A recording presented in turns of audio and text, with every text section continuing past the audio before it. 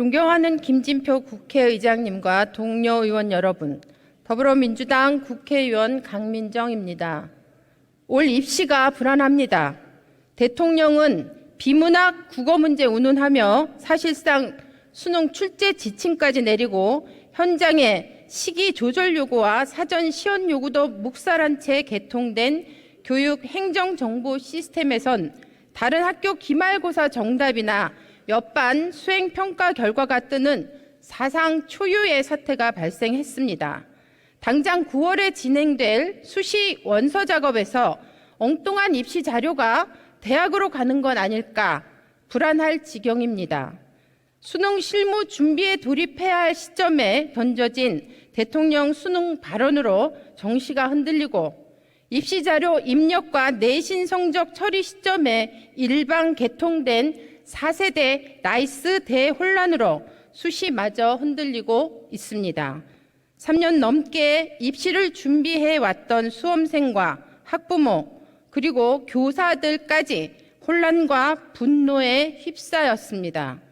수십 년 전부터 과학고, 예술고가 나뉘어졌다는 것도 모르는 대통령이 교육에 시시콜콜 개입해 안 그래도 얽히고 설킨 교육 문제가 폭탄 맞은 지경이 되었습니다.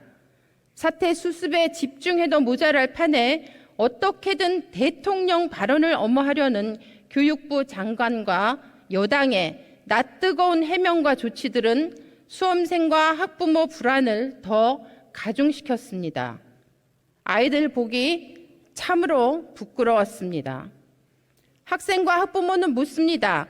과연 이런 정부를 믿고 올 입시를 제대로 치를 수 있을지, 이 정부에 우리 아이 교육을 맡겨도 좋을지 말입니다.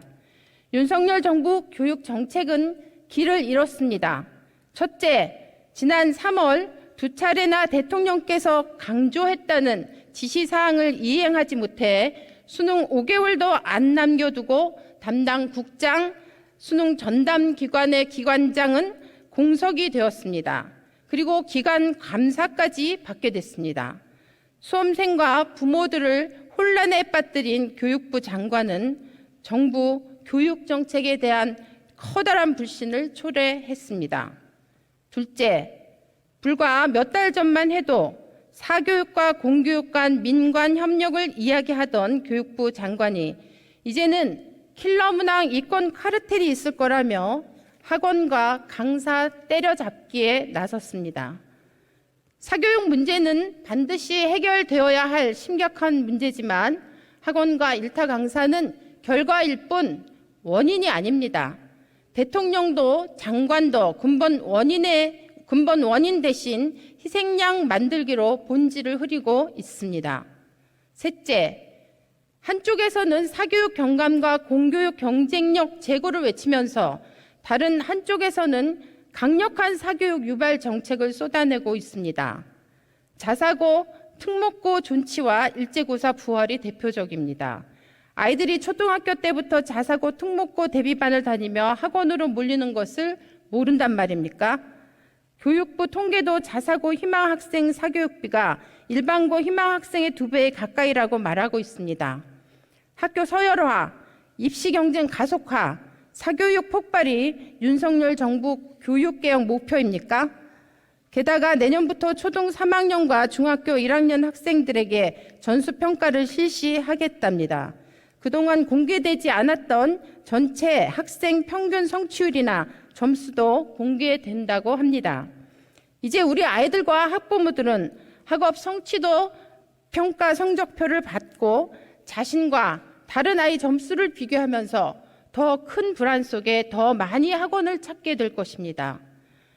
법과 원칙을 강조하는 대통령께서는 왜 우리 헌법에서 유일하게 교육에 관해서만 자주성, 전문성, 정치적 중립성 보장을 명령하고 있는지 깊이 생각해 봐야 합니다. 잘 모르는 분야는 전문가에게 맡기면 된다는 후보 시절 다짐도 되새겨 보시길 바랍니다. 교육부도 대통령만 바라볼 것이 아니라 교육 주무부처로 오로지 학생들만 생각하며 필요하다면 대통령께 충원을 아끼지 말아야 합니다. 입시개혁, 사교육 경감, 공교육 정상화, 거꾸로 내달리는 것은 멈춰야 합니다. 챗 GPT 시대의 퇴행적 경쟁 교육을 멈추십시오. 그리고 이번 입시 불안 사태를 촉발한 대통령은 수험생과 학부모에게 사과하시고 교육부 장관은 책임지고 사퇴할 것을 요구합니다. 경청해 주셔서 감사합니다. 강민정 의원 수고하셨습니다. 다음은